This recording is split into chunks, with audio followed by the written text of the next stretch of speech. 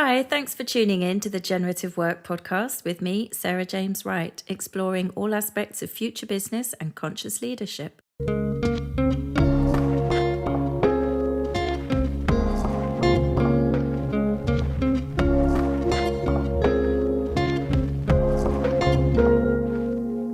in this episode, we're going to be talking about embracing uncertainty, which is one of the capacities we've identified of a generative leader.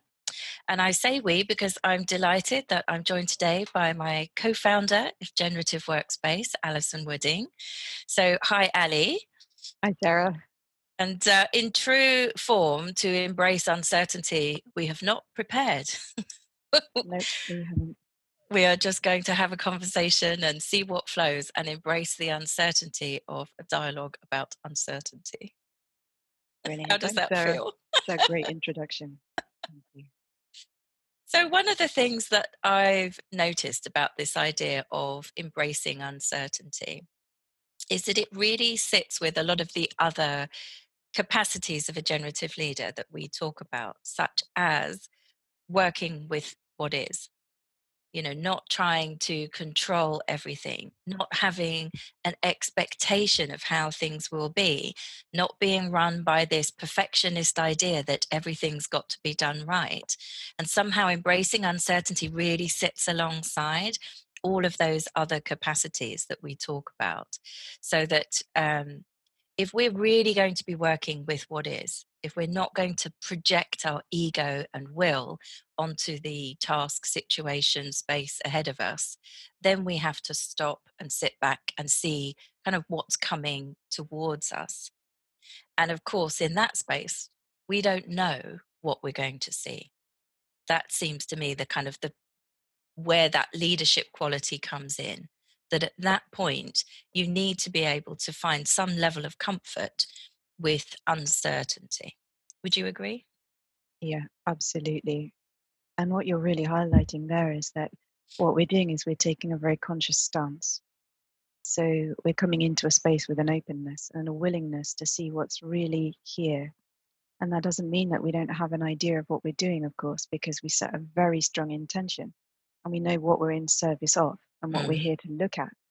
But then what we're doing is we're allowing the full space to really explore and discover what's in it, and especially to open up the space for the unexpected. That's Yeah, absolutely critical. yeah. And it's interesting with this because I keep sort of circling round a bit of a theme at the moment about what it takes to be creative, what it takes to be a kind of really innovative, adaptive team. And I've kind of come up with 3 prerequisites. One is that you have to give yourselves the time and space to be able to kind of go into a creative process fully. The second one is that you have to be able to embrace uncertainty. And the third one is that you have to give yourself permission to fail. You have to step off that perfectionist bandwagon. So I think that there is something about this capacity to embrace uncertainty being central to coming up with new ideas. Otherwise, we're always coming from the same mindset, the same framework that we've always set ourselves up with. Yes, and what you're also pointing at is that the mind is always wanting to find validation and to prove what it already knows. So we really are opening up a mind space and a heart space to really discover what's there rather than to reinforce the current reality. Yeah, and when you say that, it really reminds me that the kind of dominant culture in organizations at the moment is this kind of expert achiever model. So we're kind of prized for what we know, what we can control, really. The idea of kind of all the looking at risk all the time and trying to, obviously one wants to minimize risk. This isn't like a recklessness, but that idea of being able to control everything with your knowledge, as opposed to developing an awareness of what else might be going on here around the edges that if I just impose my will on it, I've not been able to see. I think the other thing is that we are operating in an environment of insecurity and uncertainty. So, in that environment, we're more likely to regress back into defending our territory, making sure that we're valuable, making sure we're being seen and, super performing. which of course is creating extra pressure. When in reality, what we're really looking for are new pathways through and ways of really working together, because the more we work together, more collaborative and more effective we can be as a team or as an organization. That's really key. But of course, you rock back into the me and my survival, which is also, part of that whole mindset that we're looking to shift. I think that's true. And in response to, they often call it the VUCA VUCA world. I never know how you say that. What does that stand for? Volatile, Uncertain. certain, something Yeah, and something. I can't remember in this moment. I used to work Oh, with that can about I? 15 years ago, I funnily enough. know. It It's was the like it's buzzword of the moment. yeah, but that word that means like I don't know what the hell's going on kind of world, which of course we're Mm, in more than ever. It's interesting you saying about rocking back into that more controlling position. And I think organizations really have a tendency to drive that, out of fear, particularly in the environment that we're in at the minute. I mean, no shade to organizations in a sense for feeling fearful about the future and wanting to preserve as many jobs as possible and so on. But there's often a tendency at that point, like you say, to rock back into fear-based controlling behaviors. And in a sense, it just means get smaller, get more scared, like hunker down, narrow your kind of field of operation. Whereas there's always an opportunity when things are uncertain to actually lean in a bit and to discover, well, what is a pathway through this? What is the opportunity that uncertainty also brings? Something strikes me in this moment, Sarah, as you're speaking as well, that in a way, the first thing to do is just stop. Yeah, Like, I really felt it just as you were speaking then, because it felt very action oriented. But it's that first moment where you just stop and see where you are, not where you think you are, but where you are. And then really notice what's present. So, as I was doing that as a kind of little internal exercise, as I heard you speaking, I got in touch with my body and my felt senses. And I just noticed what was really present for me in this moment. And it strikes me that that's an ongoing practice for us. It's like a kind of moment to moment checking in with self, checking in with the field of life, because we're so often imposing ideas, projecting ideas onto reality that we don't actually stop to feel it and live it and be in it. Of yeah. course, that's really key as well. I think that's really true. And a lot of that, again, is driven by that pressure to perform. We have to act, we have to do something to be seen and valued to manage this. And so it feels at first quite counterintuitive to think, okay, in the face of this onslaught, I'm just going to stop for a second and try and tune in and make sense of what's going on. But I do think that is the way forward. And I've noticed, like you say, in just little everyday ways we can begin to do that. And just to give a really tiny example, recently, because I've had problems sleeping, I've noticed that I had an expectation that I would wake up in the morning feeling rested and ready to kind of get up and go about my day and start work. And actually, I'm now in this period of uncertainty where I wake up. I won't know from one day to the next whether I'll have had a good night's sleep, whether I'll feel well in the morning, whether I'll feel up to starting work. And just even in that tiny example, I'd noticed that I had an expectation that I was going to wake up and feel a certain way every morning. And I don't know how I'm going to feel. Even that, do you know what I mean? Just that checking in of like, well, how am I today? Yeah, what's possible today? What do I really need to attend to? It's conserving your energy and finding out what's really important for today. And it just struck me listening to you as well that this is actually true of lots of people at the moment because of the COVID virus and because of what's been happening and because of people being on furlough and losing their jobs.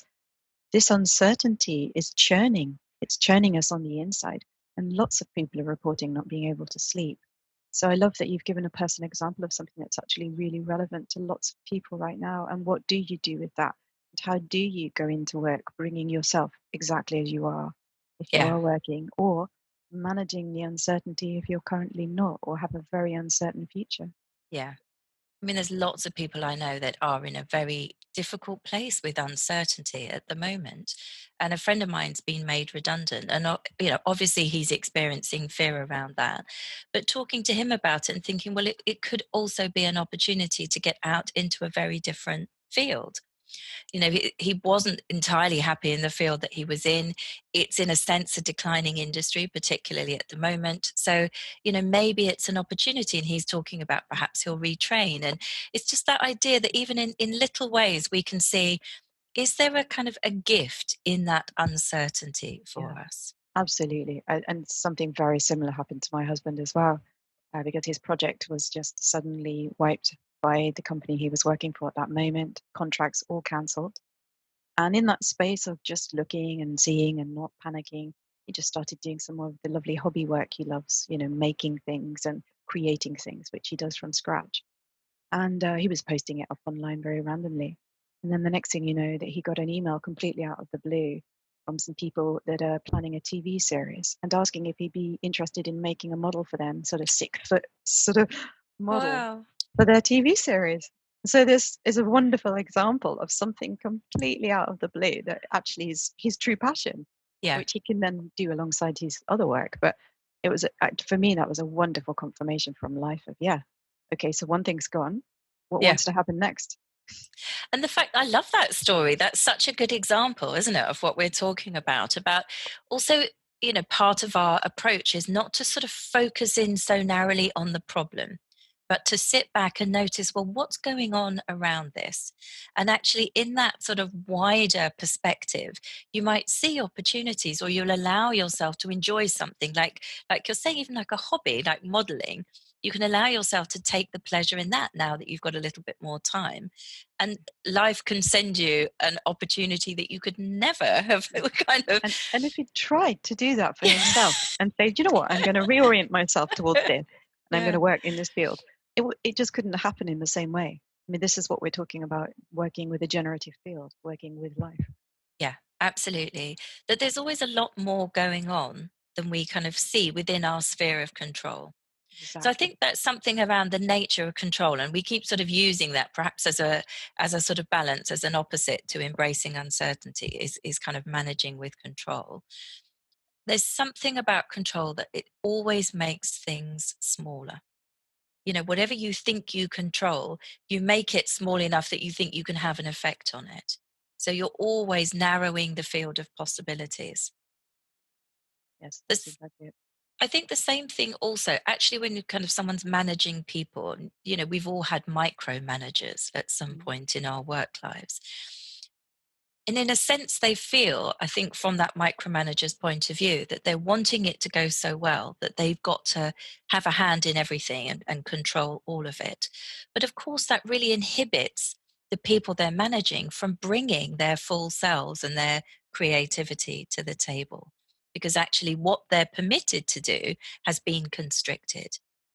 And I think in a generative way of working, we're always looking for expansion. Yes, and it occurs to me just listening to you as well that we're also needing to look at each other differently. So, it's opening up that space and really seeing, how is the creativity working between me and this person in the team? And how is it working between all of us in the team? Are we firing off each other? Are we generating new ideas, new thoughts, new possibilities? Is that flow of creativity working? And is there that freedom, as you said, to get it wrong, to Yeah. fail, to try something, to prototype something, to actually work not just within our own objectives that we've set for the quarter, for the year, whatever it is, but actually also to go beyond and have a kind of a play space, which is why Yeah. so many companies like Google and others, do create space for their employees to actually have time for themselves, for their own projects, for what, they're often called passion projects, Mhm. because that's really important. But of course, in a generative organization, the passion projects would all flow into the main part of the business. They're not sort of treated as separate. They're Yeah. part of the life of the organization. Yeah. So that's really important and interesting to pay attention to. I think that's true. It's like what we're talking about again is bringing the whole of you in, including your passions, including stuff that matters to you, whether it sits outside the sphere of your work or not. The Mm, quality of bringing your passion in, or your well-being too, which is yeah, something else that tends to be compromised when we go into that squeeze place. If you can really bring your passion, bring your purpose, bring your creativity, bring your well-being, it's amazing what can then flow out into that workspace. exactly. It's very permission oriented, and it's also just another level of awareness. around that quality of contact, quality of flow, quality of creating together that we're really looking at. Yeah, and that brings me back to something else that is like a really recurrent theme every time we're talking about any of these capacities, which is the level of trust in the system. Because what you're describing about being able to kind of look around with your colleagues and see how well are we firing off one another, how well are we creating together, that's usually an equal measure with how much can we trust one another. Because if you haven't got that trust in your team, in your fellows in that creative space, you're not going to feel confident enough to bring an idea that could get shot down, could get criticized. You really have to build that level of trust in with that permission to fail space to say, yeah, bring stuff, try stuff, let's work it out. Not all ideas may flow, but let's give ourselves permission to stick it all on the table. Yeah, very true.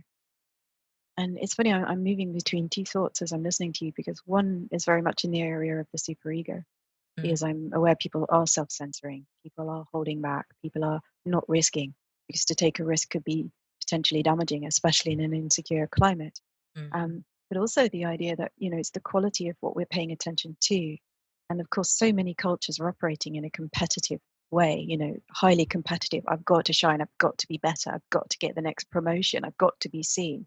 That mm. instead of the energy kind of looking outwards and saying, so how are we, our team, working with the other teams and divisions in the wider organization? So we're amplifying the effect, we're supporting the conditions for everybody to thrive. Yeah, Again, it's kind of limiting and it's reducing all the way back to, well, it's just me as a single unit or my team as a single unit. We've yeah, just got to look after our own survival. So it's quite interesting. yeah.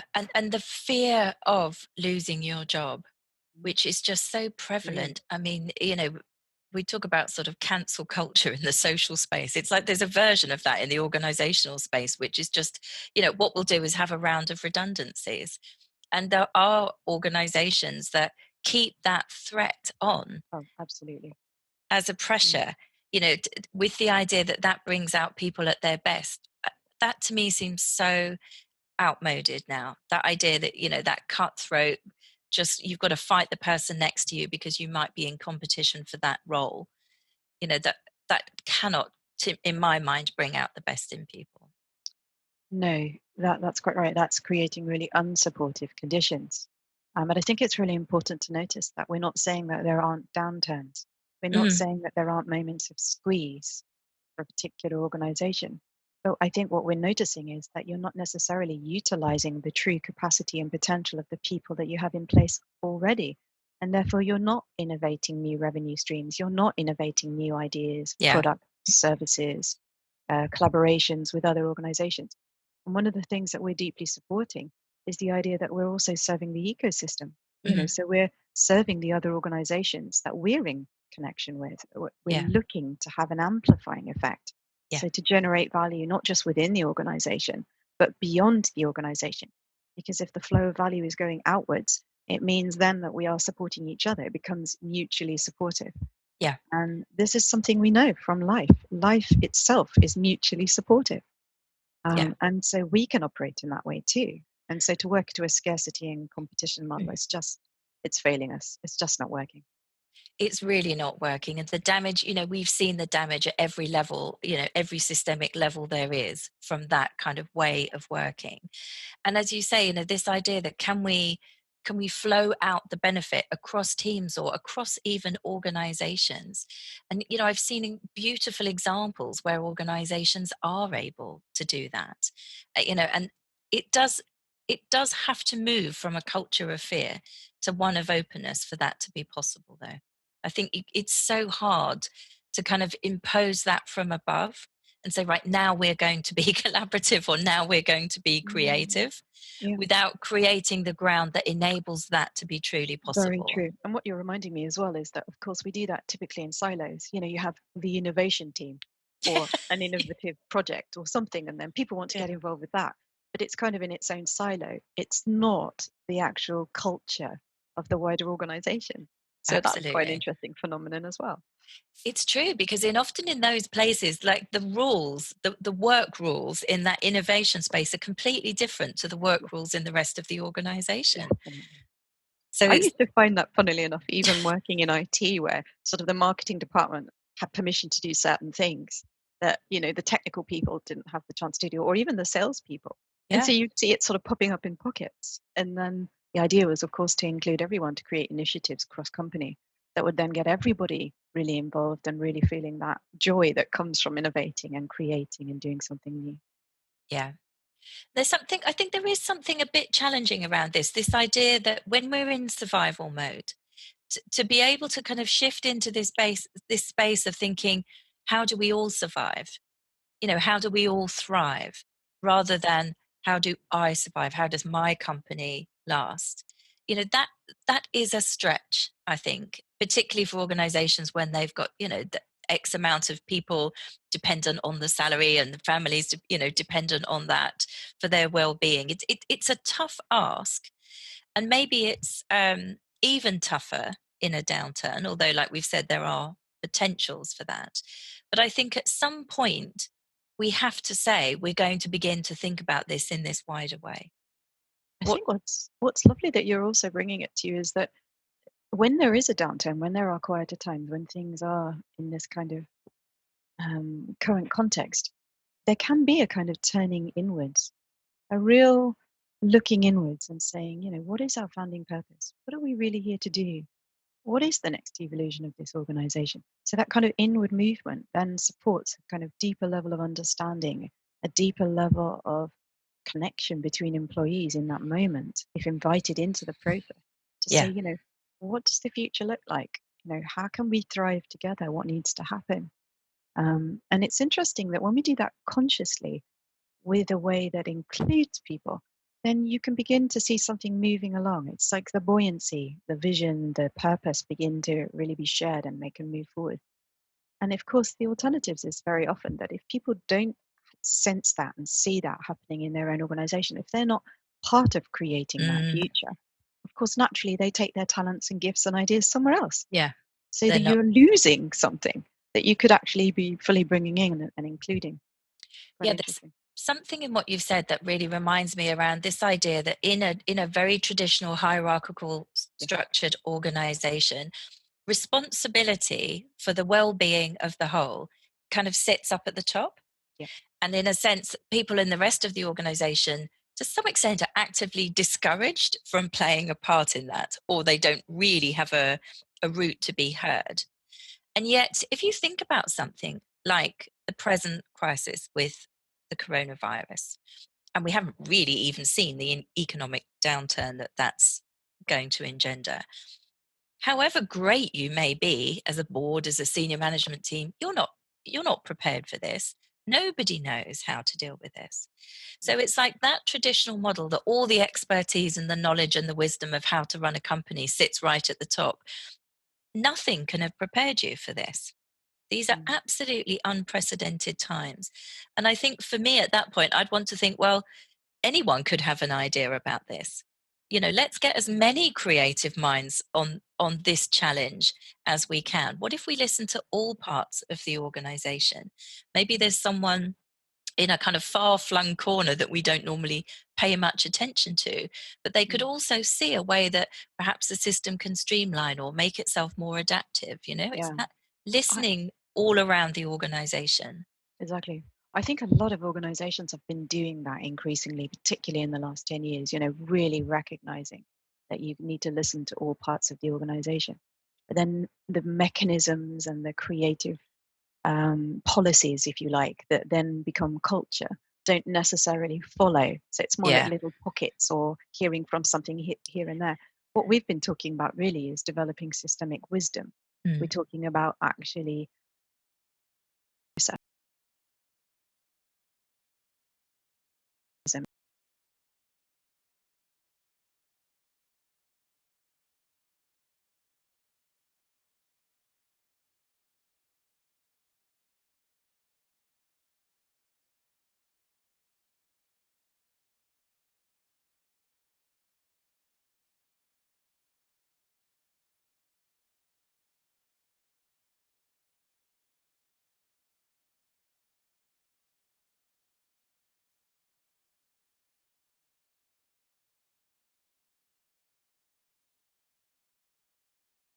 Yeah, and I think, well, two things come up for me in what you've said. One is that, yes,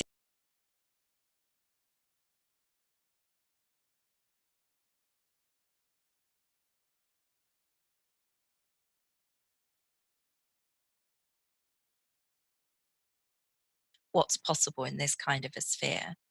Um, and I've forgotten what the other thing was. Oh, yes, about the qualities of listening. Yeah, Because, like you were saying, like sometimes that organizations are waking up to the fact, oh, we need to listen to people. But in my experience, I think organizations can struggle to truly listen because there's a lot of expectation laid into those kind of ears, the way they set their ears up. If you look at surveys and so on, when mm. they're kind of putting questionnaires out through organizations, they're not truly open questions. They're very leading about what an organization wants people Wonderful. to say or is preventing people from saying. There's Ab- often the question you wanted them to ask, the question you wanted to respond to isn't on the list. Absolutely. And do you know, you've just hit the absolutely key thing on the head, which is that when we're usually asking questions, we're coming from the current paradigm. We're Yeah, coming from current reality with a certain set of ideas, expectations, beliefs, unconscious ideas about things. And so all we're doing is we're just measuring what we already know in one sense. The key to working in a generative way and working with consciousness is to truly find the question that unlocks the hidden potential, yeah. is to really land the question that, if it were to be answered, would make a palpable difference to the whole organization and to its people and to its markets. Well, that for me is like the question that you actually don't know the answer to. Exactly. And I think organizations shy away from asking the question that they don't know the answer to because of this fear that, well, in my position, I'm meant to know the answers. I'm meant to be in control. I'm meant to be planning. And actually, that takes some courage to really stand and to say, I don't know. This feels like a really critical question for the organization. And I don't know in this moment how to respond. Exactly. It's in the not knowing that something new can happen. Yeah. And that's where I think that idea of, we frame it as embracing uncertainty, to actually willingly step into that space. And it is a vulnerable space to say, here, I don't know.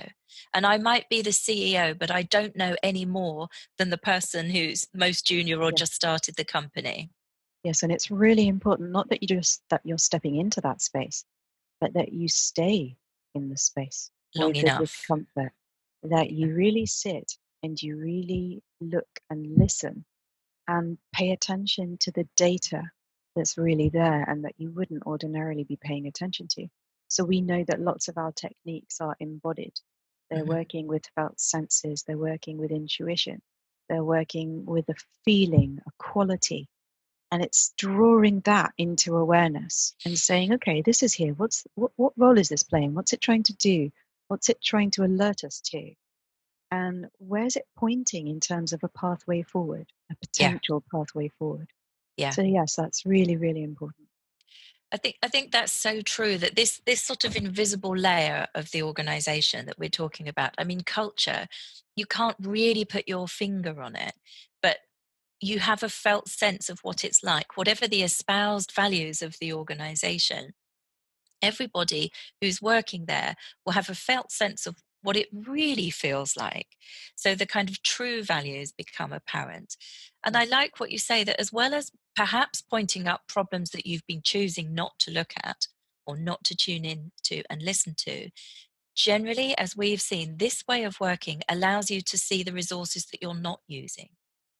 There's generally some kind of a flow in that rather secretive, invisible space that you can actually begin to work with. So that if Yeah. something is stuck, there will be something that's flowing, and you can kind of follow that track and trust that it will kind of just bring movement back into the organization, come out of that stuck place. Mm. And isn't it interesting? You called it secret. You see, in a way, if we think of it as secret, it almost has a quality of exclusivity. You know, it's like it's a secret, only certain people can know.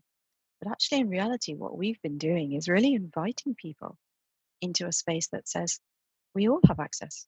We all know this. We know this in our bones. We feel it, we see it, we sense it in the workplace, in the interactions with others. We know when there are power plays going on. We know when something's a bit judgmental, it's being distorted, or something's being imposed on current reality. I always found that absolutely fascinating, working with Yeah, a rebrand. That's where I saw it the most. That you kind of get the espoused values, and then you go and check it out with the people on the ground, and you're saying, okay, guys, these are the new values, and this is what we're going to stand for, and this is the new logo and whatnot. And then you just watch the responses, and then yeah, you sort of, if you're working really well with the people, of course you're doing the workshops and you're doing the work at a cultural level, and you're helping bring people and sort of saying, come on, let's connect to this. mhm, But in a way, it's not being co-created from the ground up. It's yeah, still in a way being inserted, as it yeah, were. I mean, that's how it was certainly 15, 20 years ago when I was doing that kind of big, large scale rebrand work. yeah. And I always had, the will, the desire to go a bit deeper, to really let people sit in it and do more embodied process, which of course, we know is possible. And I think that's true. And I think to me it is often held as a secret in the organization because we don't have permission to speak it. And as we know, in systems, secrets cause problems because you've got an True. undercurrent of That's true. something in the organization that you're not really allowing to Okay. come into the air and to be kind of seen and healed. It's it's That's, it's like a you're, poison in the yeah. system. I really hear you. And when you say that, it's true. It does remind me of the hierarchy, which withholds certain information to the next layer down and to the Mhm, next layer down. And it's kind of, in many senses, it's a need to know. And of mhm. course, it's the absence of data that then can actually create problems elsewhere. And it's often been very benevolent. It's where you don't need to be bothered with this stuff. This is the stuff we deal with. Yeah, But of course, we know that then that's definitely not going to support the creative conditions, and it's not going to support the co-creation that's actually possible with the employees when everybody is looking after the well-being of the whole. yeah. And I wonder whether, if organizations can be brave enough to start including this listening voice right round the organization, maybe that's a step towards this idea of being able to kind of expand their vista and take in the whole and then see their organization in relation to other organizations in their field. It's this idea of lifting your gaze and expanding your horizon really about what you're taking in and what you're paying attention to. Yeah, and I think the other thing is also that you're increasing sensitivity, Mm, everybody's sensitivity, which sense is in a sense meaning making sense of what's making going sense of. on. But sensitivity is also the ability to really sense what's needed, to really, as you say, have those moments, those flash moments of that insight that comes from the outside. Yeah, Those moments of or great wisdom where it's not this or that, it's something completely else. yeah, So yeah, yeah. And they're amazing. again, we kind of know this in a very everyday way for ourselves. It's like you can be wrestling with something that feels like an issue that you just can't solve, and sometimes you just take a break and go out for a walk. You clear your head, you open your vista, get some lungfuls of fresh air, and somewhere on that walk it will just pop in. It'd be like, oh, I've had an idea about that. I know what the next step is. And Mm, that's what we're talking about, isn't it? Just tuning in to those other kind of forces around us. mm, The other aspect of this I was thinking about this morning, we can talk about kind of leadership capacities and so on for this different way of working, but it's not like a skill set. It's not like something, here's a book, how to be more aware. mm, These are awarenesses that we have to practice. It's a very different thing than thinking, okay, as a leader, I need to know XYZ. I need this kind of skill set. yeah, It's building up a different repertoire where it's much more about, yeah, how do you feel? What do you sense? What do you kind of know in your bones about this? What does your gut tell you? And including that, like, we talk about the four ways of knowing true. rather than just the kind of Yeah. head knowledge. It's so interesting. Just as you were speaking there, you were reminding me there was a wonderful post on LinkedIn the other day, and they were talking about vertical skills and horizontal skills, and Hmm. sort of horizontal being, more skills that you're acquiring, in, as it were, in your tool set. whereas the vertical skills was much more the growth trajectory, the growing Mm. into and the growing into. And just as I was listening to you, it's sort of, I remembered a moment in time where I really felt like I had to make a shift, and I had to move from being a sort of expert in marketing and branding and so forth, and become this something other. And this sort of something other is this, I suppose, sort of super sensory Mhm. human being who could work differently, who could work in these capacities that you're describing. And I just noticed in the moment I was sitting here that actually it took quite a lot of letting go. Yeah. I was terribly safe in a way Mm. in my Mm. expert skill set, and terribly certain. Interesting, Yeah. we're back to certainty. Yeah. You know, I can do this and this and this, and these are the boundaries, and I can push the boundaries. That's fine. But actually, when I'm moving into these other capacities, there's so much more qualities of humanity, qualities of being, qualities of leadership. And so for me, they're capacities which, in a sense, life is giving us. But as you Mhm. say, they're also practices in awareness, in expanding our awareness of what's actually happening in the here and now, and truly working not just from self or from system, but what we call the field layer, the Mhm. unified field that is the creating force behind life as we know it. Mm. And I think we often use spiral dynamics as a frame for how we're working, which really tracks this sort of evolutionary thread of thinking and being and actions and organizations, and really the whole of the production of life. Mm, And when you think, if you think back to, say, the 1950s, there was a lot more certainty, and I guess people were really looking for certainty in that sort of post-war era, where mm, people would often stay in a job for life. Things were a bit more predictable, it felt mm, like, whether that was a perception of the time. And I think at the moment, we have really woken up to this awareness that we are a global species living on a single planet. yeah, We cannot, even our economies that we used to think of as national economies, that's yeah, gone. gone. This is a global economy. We have global social movements now Yeah, that can happen like quicksilver. I mean, these things can happen in the blink of an eye. And then when you add in the kind of the biosphere, I mean, even looking at this virus that never before in the history of the world has the whole of humanity been looking at the same issue at the same moment in time, within about a frame of 2 to 3 weeks that happened, yes, exactly. affecting different areas of that human species differently, some a lot worse than others, but everyone's attention was on the same thing, affecting the whole of life. I mean, that to me is extraordinary. So if that's the times we're in, we really need to expand our frame of awareness to be able to deal with that level of complexity. Because even the most humble of Yeah. organization or a single individual is subject to those same forces. Yes, exactly. I mean, it's really interesting. Of course, we've been a global world for a long time. There's always been global trade. There have always been the markets. Yeah, There have always been those who have traveled to all the different parts of the world and had that more global perspective. And what you're highlighting, of course, is global media and communications and social media mean that somebody on the other side of the world is a connection, is a contact with us.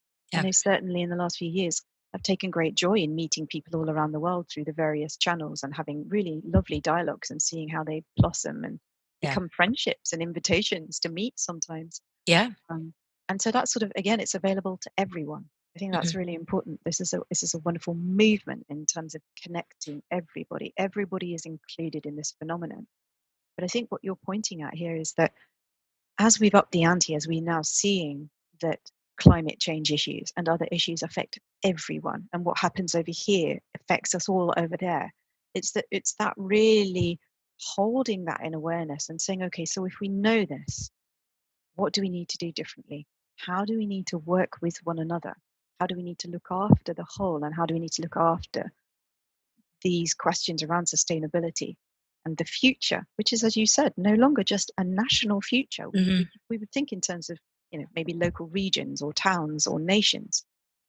That's just not true anymore. We're breathing the It's same air. We're planetary. Yeah. experiencing the same virus. Yeah. And it strikes me as that it's like the tools of perceiving that we also need to expand, not just how do we Exactly. manage it, because I think where we're struggling a bit is how do we perceive things on that scale? Because that little bit of head knowledge, whatever we think we knew, whatever books we've read or degrees we've taken, Yeah. we can't solve those levels of complexity from that little bit of head learning. I mean, Yeah. if you look at, they cannot create environmental models fast enough to Mm. meet the scale of change. You know, they can't find models that work. So Yeah. something has to shift in how we're perceiving that sort of intricate, interdependent complexity. And Yeah. I think that does invite us to bring these other tools of awareness, like Exactly. sensing and perceiving. You know, what can we intuit? What can we sense is going on? Yes, and it's always that invitation back into the now, because as we Mm, know from the constellations work, you're only ever looking for the next movement, and in a way, minimal effort to create the next, or support rather. We're not even creating. We're yeah, following the next movement, and we're discovering, okay, so in this evolutionary intelligence that life already possesses, what's the next thing that's ready to happen, yeah, and support that. That's critical, and it takes out all the complexity, because what we're doing is we're honing in to the essence, the essential bit of the puzzle, if you like, which is a composite of all of those complex elements, but it's there. And because we're looking at it in a sense as it's ready to move. yeah, It's a very subtle process, as we know, and how you yeah. pay attention to that and how you work with that, does require us to really withhold our judgments, our ideas, our hypotheses, hold everything very lightly, and move with life and discover where it's moving. Yep, I think there's a very different approach to the complexity because you allow the complexity, but you can't control it. It's still there. You still have an awareness of all that complexity. But then, as you say, we've talked a lot about finding the movement, or in a sense, allowing the movement to find us. Mm. That sense that life is always growing, it's always evolving. That's the nature of life. And we are a part of that system. You know, we're not outside of it controlling it, we're right in the midst of it. So if we can pay attention to that and find out, well, what's moving in us or what feels like the right step, like you say, it's how to not manage the complexity but allow the complexity and find a relatively simple route of just thinking, well, what's the next thing I can do? Yeah. And I think the other thing you're highlighting is, of course, that we're looking at the impact in the moment. So, by that, what we're looking at is we're saying, okay, so if this is a movement that serves the system, or Hmm. systems, then you see all the parts moving in relation to this change.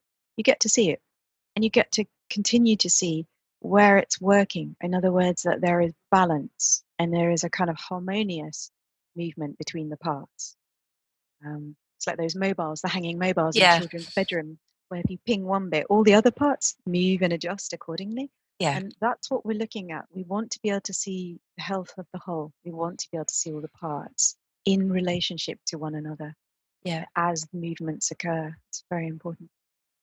And I guess, you know, bringing it back down to little individual everyday ways of seeing that systems within systems is understanding that, you know, within your family grouping or your friendship grouping, if something happens to one member, it's everyone is affected by that, Exactly.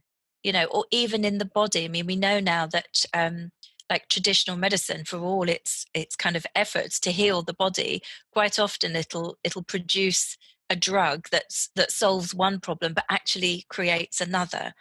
And the Exactly. difficulty of, you know, not seeing the body as a whole system of interrelated parts, but rather there's a problem in the liver, we'll give this pill, Yeah. but actually that's now created a problem somewhere else. Yes, exactly. Because our Western paradigm has been so much about looking at the issue through that very narrow lens of expertise in just that Mm. bit of the body.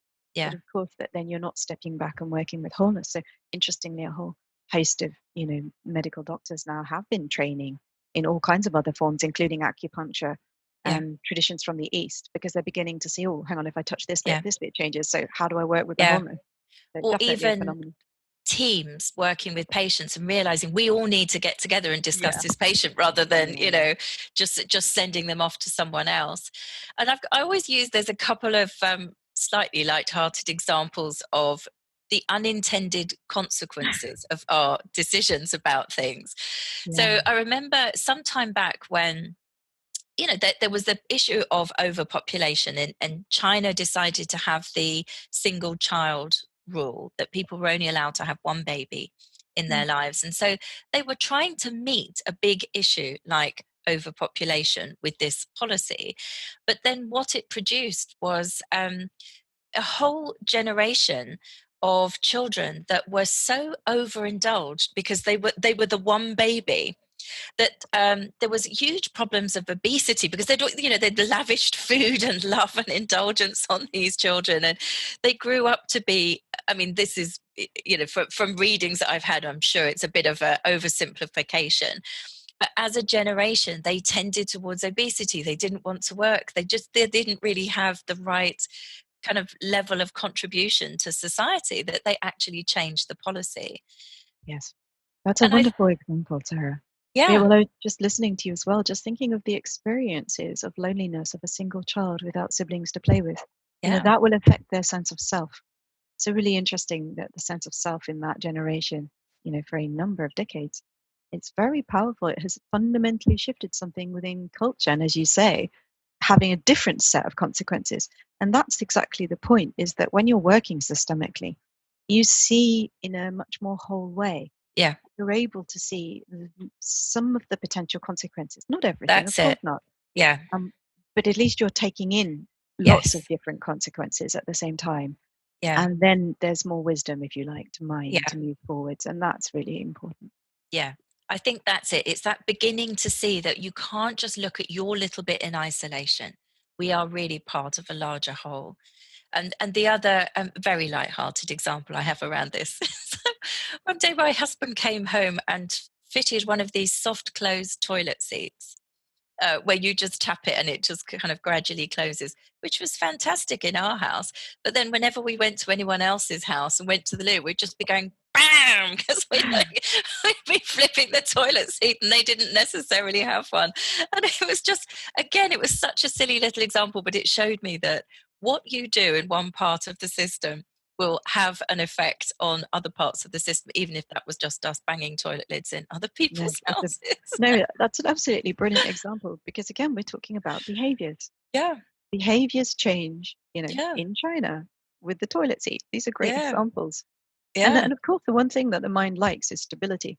It wants things to all be pretty much the same, so it's all knowable, it's all manageable, don't have to live with too much fear. So we're always trying to kind of maintain the status quo within manageable boundaries.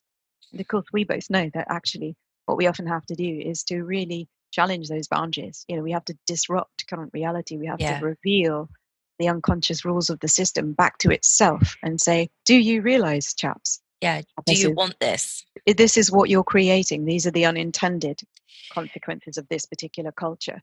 Yeah. And here's how, if you do want to move with it, evolve it into something where you've got more potential expressing itself. This is what we're looking at. But I feel like even in this conversation, I've heard myself say several times, and this is really important, as if I know something. And I think that's a really interesting clue, that actually, yes, it's important to me and to us, but hang on, I need to take a step back and breathe again and say, what you're really talking about by way of capacity is that ability to really withhold the judgment, is to Yeah. really see spaciously, to really take in the wider picture, not just the bit that I'm particularly interested in and think is Yeah. terribly important. I can laugh at myself. Yeah. But actually, it's like, of course, we've all got bias. We've all got this judging mind that's continually filtering and telling us what's what.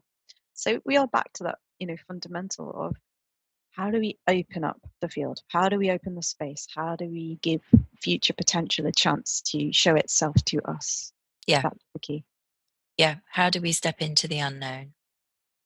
And as you said earlier, I think stay there long enough to really, that kind of deep listening to those kind of quieter voices in life, you sometimes need to spend a little time there. It's not an instant fix. Absolutely. It's what we call the visioning phase. It's that really getting to know what's here, what's been in the history of this person or this place. What's here currently in the now that's showing up with perhaps creating some challenge, some tension, or some kind of blockage, if that's true. And also, what's the future that we're moving towards? What's the desired future? And how do we work with intention, Mhm. strong intention as a kind of inner compass as we do move forward, so that we can then discern what we need to discern Yeah, and not just let the everyday mind, the judging mind, kind of run the show for us and yeah, show us the things it already knows, because it's only ever going to pay attention to what it knows because it's reinforcing current reality. yeah. So I guess we don't know how long this podcast will last or how it will be received. But I guess in bringing it to something of a close, and we can always come back and Mm, return to this topic, I guess mm, the themes that I'm hearing are around actually, if we really want to embrace uncertainty, we need to kind of invest in the power of pause, take a break, just stop and give yourself some time and space in order to reflect and to really look and really listen mm. without 100%. judgment and expectation, and Yeah, and just really keep sense. looking, keep listening. Yeah, Yeah. for me, it's that beautiful image often arrives of, when you see a snail moving along the ground. It's got that extraordinary kind of sticky skin and those amazing antennae, and it's kind of attuned to its environment. And of course, it's registering hot and cold and Mm, texture and everything else. I feel that's kind of how we need to be. We need to have that attunement and capacity for sensing and being really present, because then in that uncertainty, there's the openness, there's the curiosity, mm, there's the discovery in the moment of what's really here, what's trying to come through to us, really, what's trying to get past the conscious mind and allow itself a way to come into the world, yeah. something different. Embrace uncertainty, work with what is, and yeah, see what wants to happen. Yeah, Perfect. Thank you so much for being here today, Annie. always a pleasure.